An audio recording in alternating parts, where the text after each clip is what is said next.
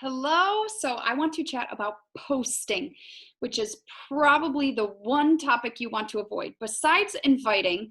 And so I want to talk about posting because this is where you're putting yourself out to the world. And this is where they will find you, and you'll find new customers, you'll find new coaches, all of that good stuff. So I want to start with be yourself and do not compare. Okay. So here's the first thing about posting and about Instagram and Facebook. I don't follow coaches. And so, I follow our team of coaches, but I do not follow other coaches. And here is the reason, because I look at other coaches and I'm like, well, she's hitting Success Club. Why am I not? Oh, she posted this. I should post something like that. It got to the point where I legit copy and pasted another coach's post and put it on my post. And it felt so yucky. And like that coach is like, oh, that's fine, because I talked to her about it. And she's like, but remember, like, you have words that people need to hear. And last night we listened to Trent Shelton, and his quote is, it's so good, I'm finding it. You are going to reach people that no one else can reach, right? So you are going to reach people that only you can reach as a coach. And so don't try to be everyone else. Okay, so what are like the guidelines of posting? So I suggest that you post one time on your feed a day. So you should have one feed post every single day. And you're like, Brianna, I don't ever post. Like, I barely post on my feed. Well, now's a good time to start. And people aren't going to be like, why is this lady all of a sudden posting every day? Like, they don't think about that. That's you in your own head telling yourself an excuse not to. Then your stories you want to post on multiple times a day.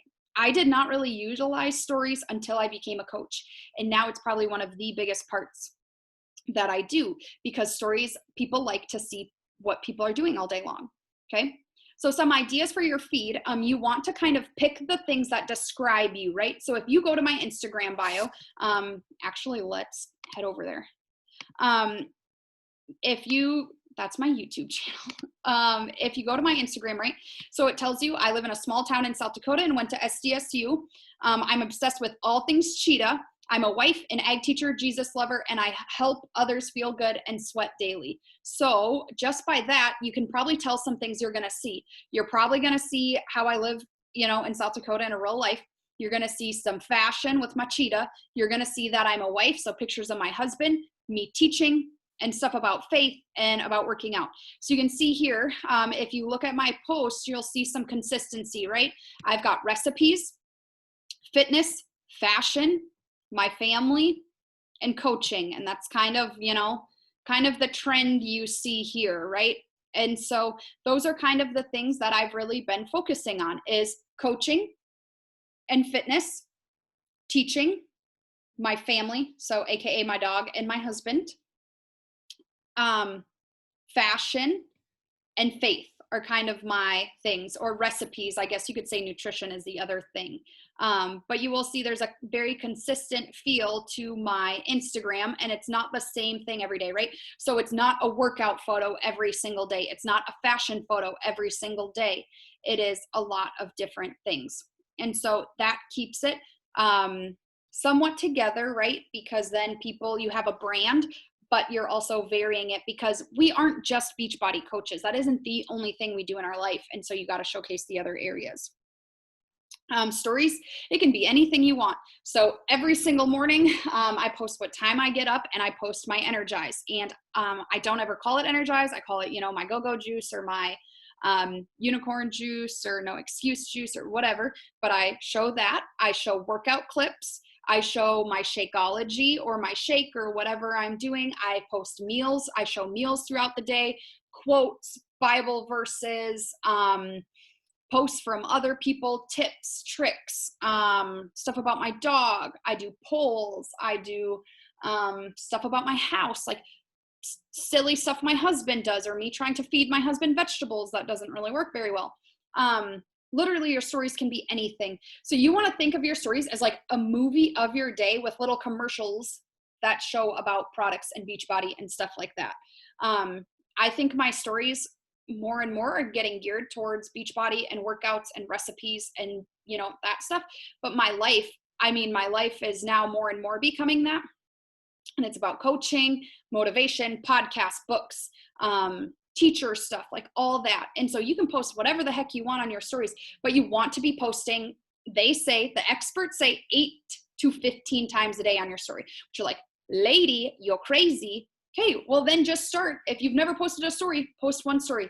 Then the next day, post 2, post 3, right? Like just build on that. But you need to be posting on your feed once a day and on your stories multiple times a day to keep bringing your feed back up. So I try to post in the morning.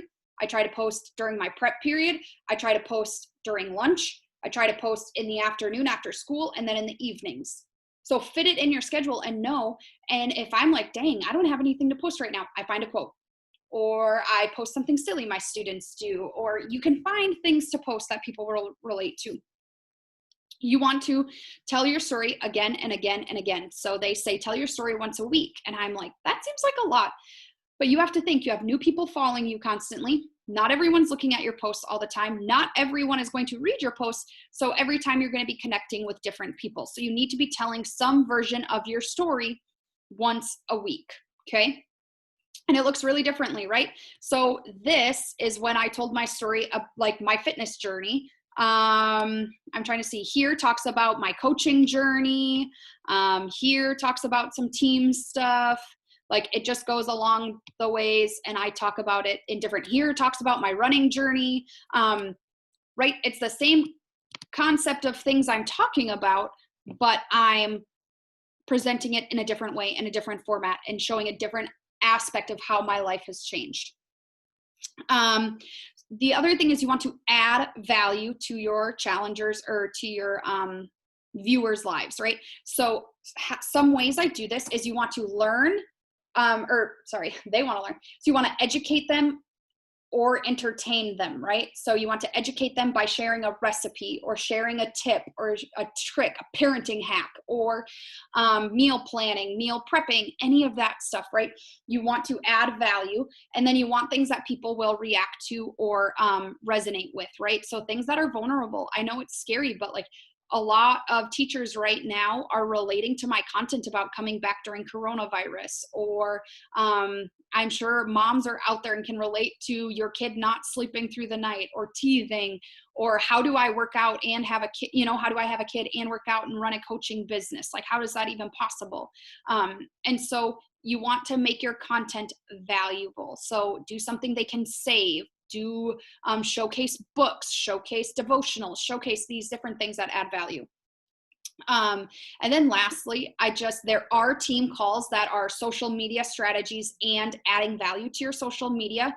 That one was on March 15th, 2020. So if you're interested in checking that out, just go over in my YouTube channel and find those team calls, because those go a lot more in depth on this topic. But if you have any questions, as always, reach out to me, and I'm excited to see your posts.